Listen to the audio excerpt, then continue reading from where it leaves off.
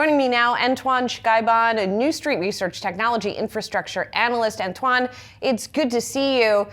There have been, it feels like, some big expectations, maybe as always, put on Nvidia, but they were perhaps heightened even more by comments from Jensen Huang at their GTC event in Washington, D.C., where he talked about the big backlog for Nvidia. So what did that do to your expectations? Hi, Julie. Thanks for having me on the show.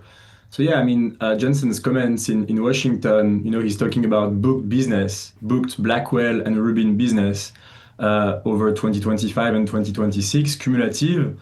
That's 500 billion of booked business that NVIDIA has.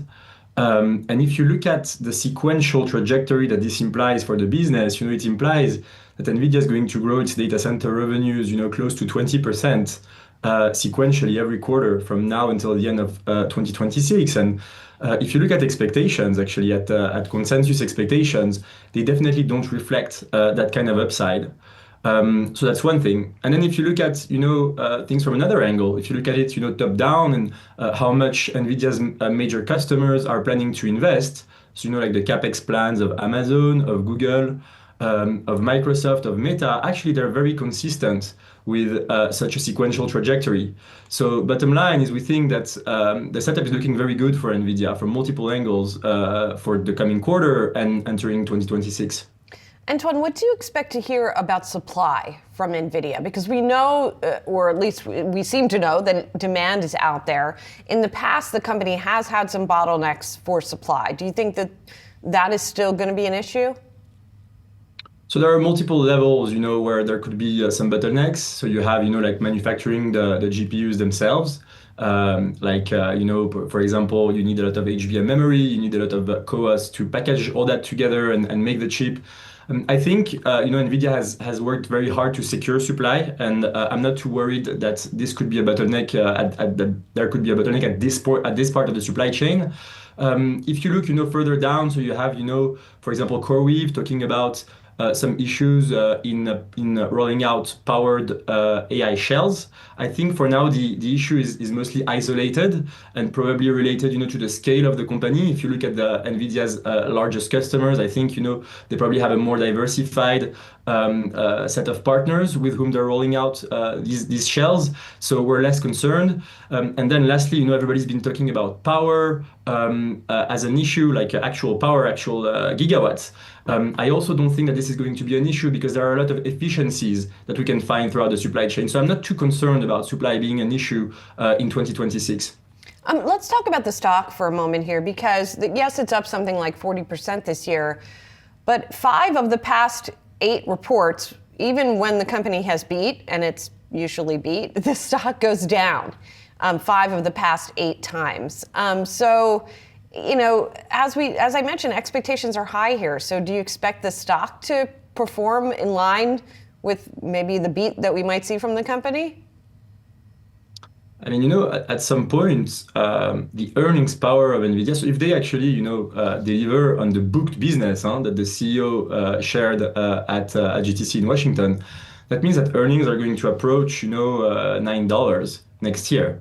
Okay, so the stock is trading like on low 20s today, that number. And as we move into 2026, the stock is going to start trading on 2027 numbers. And we already start to have a lot of visibility, from, for example, Amazon telling us that they plan to double their data center footprint between now and 2027. I think Microsoft made some similar comments. When you listen to Satya, he's telling you that the rollout is progressive and that, all these comments are making us very, optimistic about 2026 not being the peak. And so at some point, these numbers have to start getting reflected into the stock. So actually, we see the setup as very, very strong for NVIDIA as we enter next year. Antoine, if 2026 isn't the peak, when's the peak? That's the question of the bubble. We never know when the bubble is going to burst. That's the real question about the bubble. What I can say is that near term, we already have very strong signals. 26 is really well set. I think 27 will already start to have good visibility. Now, if we look further out, I think the question is really how much capex can the economy absorb? Can the global economy absorb? And we've done a lot of work on that. We call that our replatforming general theory.